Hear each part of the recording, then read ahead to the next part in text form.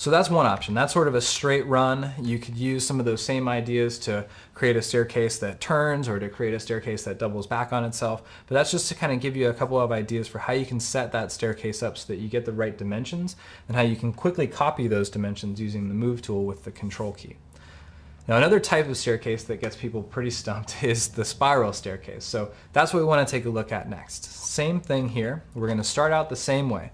Take the pencil tool and draw a pencil line that goes from the first floor all the way up to the second floor.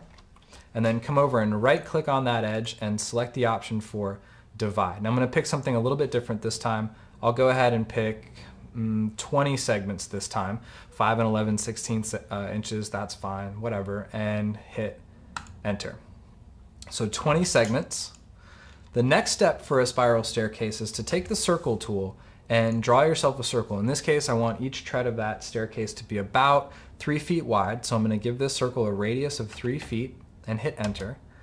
And in order for that staircase to pull a full 360, so I want it to start and then wrap all the way around to the second floor by doing a full 360 turn. So what I want to do is make sure that the number of segments of that circle match the number of stairs that I need to go all the way up. This line was divided into 20 segments, but we don't need the top stair. We don't need the bottom stair. So what I'm going to do is type in the number of segments for this circle to be 18s and hit enter. Now I can take the pencil tool and draw from the center of the circle out to one of the endpoints, and again from the center of that circle out to one of the endpoints. That gives me one stair specifically. Take push pull and I can pull that stair up, type in 2 and hit enter. With the select tool now I can come back, select just that tread, right click, and again select the option for make component. I'll type in spiral stair tread and make sure to replace that selection with the component and hit create. Now I want to make a bunch of copies. If you hold down the Alt key or the Control key, with the rotate tool rather, you can go in and click once at the center point, click again on the component, click a third time to set that copy down, and just like before we can go in and hit, come on, snap, there we go, type in 17x and hit enter. So now we've got copies going all the way around perfectly, and now I can take the select tool, select all of the different treads. I'm gonna select all 17 pieces here. Take the move tool. First thing I want to do is move that down to the bottom so that it's lying flat on the first floor. And then I want to copy that all the way up to the top.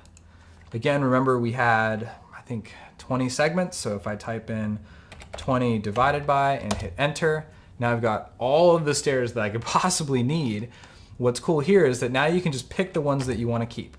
So we'll start with that first one, and then as we wind ourselves all the way down to the bottom, you see that we're just picking the stairs in that staircase that we want to keep in our spiral staircase. So just all the way down to the bottom. We don't need to keep the one that's on the very bottom. So from here we can just move what we've got over, and the rest of this stuff we can just get rid of.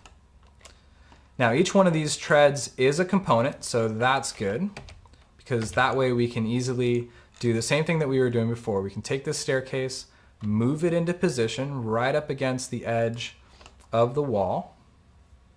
Oh, wait, we had an extra one in there. Sorry about that. So we'll delete that top one and select all of these guys, and now we can just rotate this one back over. Rotate the whole staircase so that it's in line with the wall again. So yeah, you can see too, now that we've got that extra one deleted, we're doing pretty much a full 360 spiral staircase to get from the first floor to the second floor. That's really the trickiest thing to figure out here when you're doing a spiral staircase, is how many stairs are you going to have, because that's ultimately what's going to start the whole thing out. That's what's going to start out that circle that you're using to create the first tread. You can type in the number of segments for that circle based on just how many stairs you need to get from the first floor to the second floor.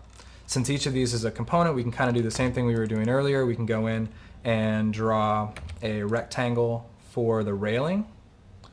Again, just kind of type in 1, 1, hit enter. And if we draw that line up 3 feet, I'm actually going to go over into this component so that I can draw the line from that point to that point. Then we can take the select tool, select those 2 edges, and with the follow me tool we can follow that up and over. So again, we're kind of getting a railing going for that spiral staircase. And last thing, we just want to go in and create the structure, the support for the center. If I take the circle tool, I can draw a circle that has a 2-inch diameter. Just type in 1 for the radius and hit enter. Then with push-pull, you can pull that down to the bottom and then pull that up to the top. So a couple of different options for staircases. We've shown you how to create a staircase that is sort of fully built. We've got an open tread staircase and a spiral staircase. As always, if you have any questions about any of the stuff that you've seen, feel free to check out our forums on our website at www.go-2-school.com. Thanks for watching, and we'll see you next time.